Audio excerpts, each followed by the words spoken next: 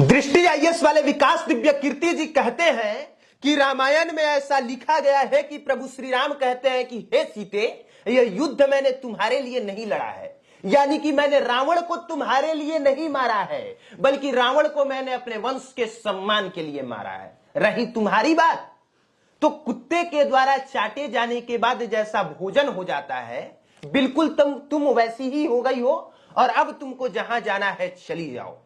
और विकास दिव्य कीर्ति के ऐसा कहे जाने के बाद बवाल मच जाता है और उस बवाल का जवाब देने के लिए एक चैनल पे, ललन टॉप चैनल पर विकास दिव्य कीर्ति जी आते हैं और सारी बात एक एक किताब खोल खोल के दिखाते हैं।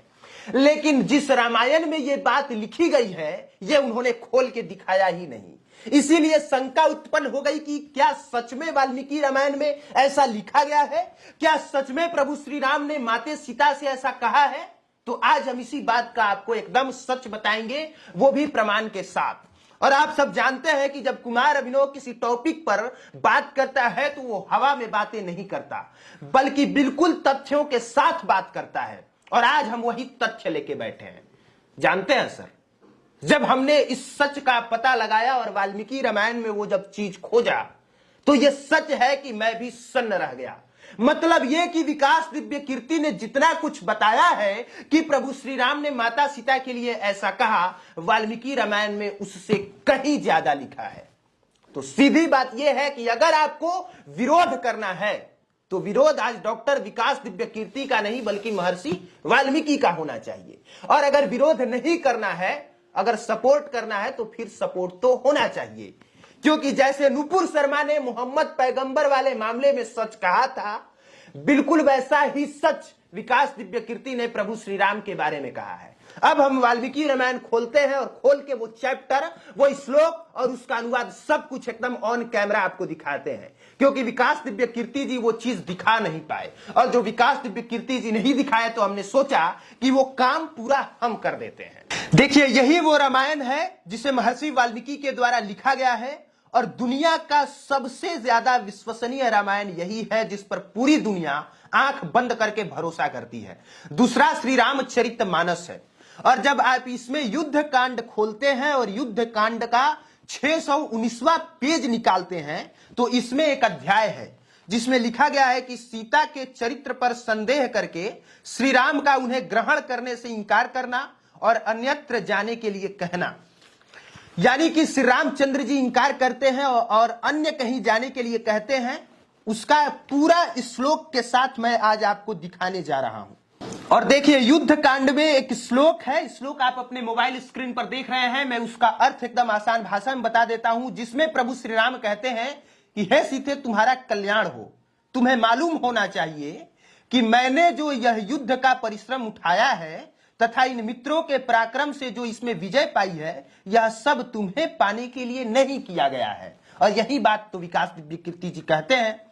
प्रभु श्री राम आगे कहते हैं कि सदाचार की रक्षा, सब और फैले हुए अपवाद का निवारण तथा अपने सुविख्यात वंश पर लगे हुए कलंक का परिमार्जन करने के लिए मैंने यह सब किया है।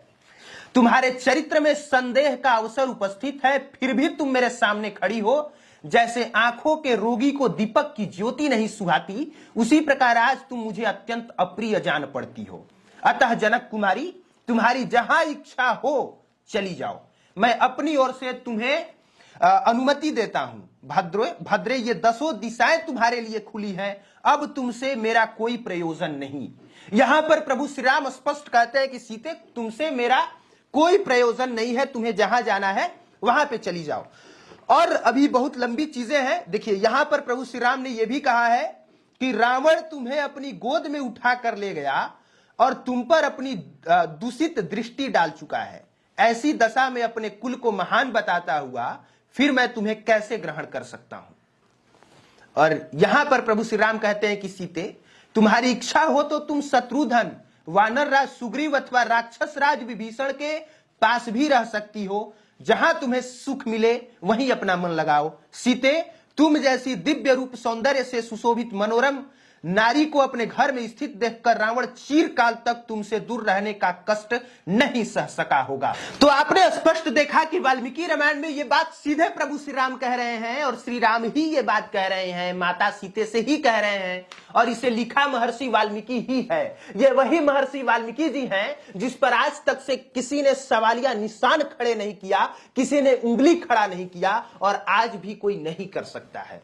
तो महर्षि वाल्मीकि ने लिखा तो है, ये अकाट्य सत्य है। आगे उन्होंने ये भी लिखा है कि जो सदा प्रिय वचन सुनने के योग्य थी, वो सीता जी ने जैसे ही प्रभु श्री राम के मुंह से इस तरह की बात सुनी, लज्जा से उनकी मुंडी नीचे गड़ गई। क्योंकि प्रभु श्री राम जब कह रहे थे तब उस समय पूरी भीड़ थी, वानरों की सेना थी, सुग्रीव थे, महाराज विभीषण थे, लक्ष्मण थे, सभी लोग थे।